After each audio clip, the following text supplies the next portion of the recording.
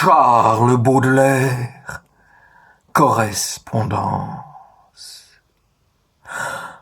La nature est un temple où de vivants piliers laissent parfois sortir de confuses paroles. L'homme y passe à travers des forêts de symboles qu'il observe avec des regards familiers, comme de longs échos qui, de loin, se confondent dans une ténébreuse et profonde unité, vaste comme la nuit et comme la clarté. Les parfums, les couleurs et les sons se répondent. Il est des parfums frais comme des chairs d'enfants, doux comme les hauts bois, verts comme les prairies, et d'autres corrompus, riches et triomphants, ayant l'expansion des choses infinies, comme l'ambre, le musc, le benjoin et l'encens, qui chantent les transports de l'esprit et des sens.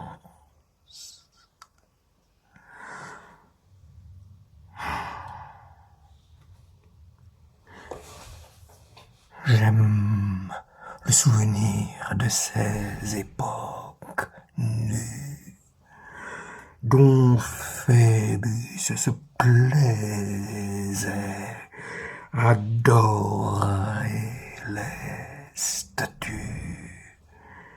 Alors l'homme et la femme, en leur agilité, jouissaient sans mensonge et sans anxiété.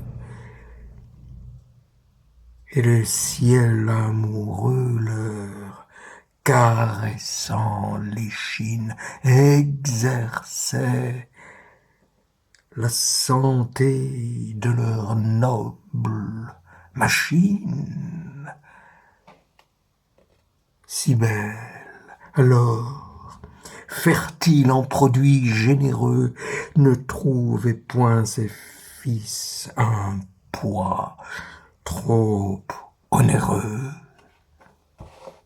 Mais louve, au cœur gonflé de tendresse commune, abreuvait l'univers de ses tétines brunes, l'homme élégant, robuste et fort avait le droit d'être fier des beautés qui le nommaient leur roi, fruit pur de tout outrage et vierge de gerçure, dont la chair lisse et ferme appelait les morsures. Le poète aujourd'hui, quand il veut concevoir ses natives grandeurs, au lieu où se font voir la nudité de l'homme et celle de la femme, sent un froid ténébreux envelopper son âme. Devant ce noir tableau plein d'épouvantement, aux monstruosités pleurant leurs vêtements, aux pauvres corps tordus, maigres ventres ou flasques, que le dieu de l'utile, implacable et serein, enfant emmaillota dans ses langes d'airain, et vous, femme,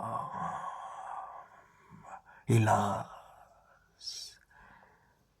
pâles comme des cierges que ronge et que nourrit la débauche, et vous, vierge, du vice maternel traînant l'hérédité, et toutes les hideurs de la fécondité.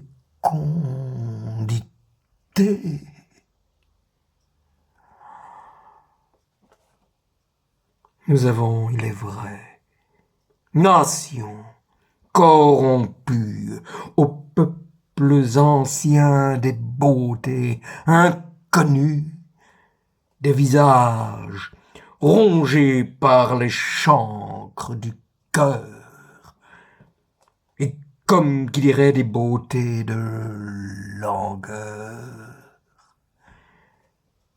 Mais ces inventions de nos muses tardives n'empêcheront jamais les races maladives de rendre à la jeunesse un hommage profond, à la sainte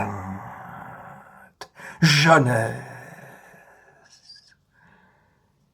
à l'air simple, au doux front, à l'œil limpide et clair, ainsi qu'une eau courante, et qui va répandant sur tout, insouciante comme l'azur du ciel, les oiseaux et les fleurs, ces parfums, ces chansons et ces douces chaleurs.